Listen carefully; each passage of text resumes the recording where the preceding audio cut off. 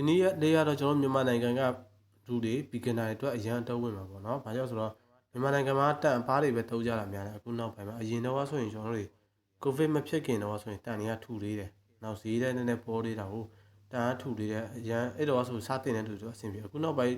ဘာလို့စားတင်တဲ့လူတွေအရန်ခက်ခဲမှာ။ဘာကြောင့်ဆိုတန်ကပါလာတယ်။ဈေးတွေကြီးတာတော့တန်ပါလာတဲ့အတွက်အခုလိုနေကြတော့ဒါတန်ကိုနှစ်ထပ်နှုံးဖြစ်သွားပြီ။နှစ်ထပ်မျိုးဖြစ်သွားတော့မိတ်ဆွေတို့တွေအခုလိုနေတာနေတဲ့တော့ဆိုတိုင်းအဆင်ပြေမှာပါ။ကဲဒါတော့နောက်ထပ်တစ်နည်းပါဒါတော့ခေါက်အုပ်နေရမှာပေါ့နော်ခေါက်အုပ်နေရမှာဘယ်လိုပြောမလဲခေါက်တွေလုတ်တဲ့နေရမှာဒါမျိုးတွေတုံးလို့ရပါတယ်ဒီမှာကြည့်ပါနော်အတိုင်းပဲကျွန်တော်တို့လိုက်ပြီးဖြတ်အပေါ်ကအချွန်လေးပေါ့နော်အပေါ်ကအချွန်လေးနဲ့ဒီအလယ်နဲ့ကွက်တိကြောက်ထားပြီးမှကျွန်တော်ဖြတ်ရမှာပေါ့ဒါတော့ခေါက်ဟိုတာဓမ္မရတော့ပါโอเคဒါတော့တချမ်းပြီတချမ်းနောက်ထပ်တချမ်းနဲ့ဒီနည်းလေးပဲဒါဆိုရင်ကျွန်တော်တို့ခေါက်တွေအတွက်ရပါပါစောတိကျေးဇူးပေးတဲ့အတွက်ကျေးဇူးတင်ပါတယ်နောက်ထပ်ဗီဒီယိုမှာဆုံတွေ့ကြပါမယ်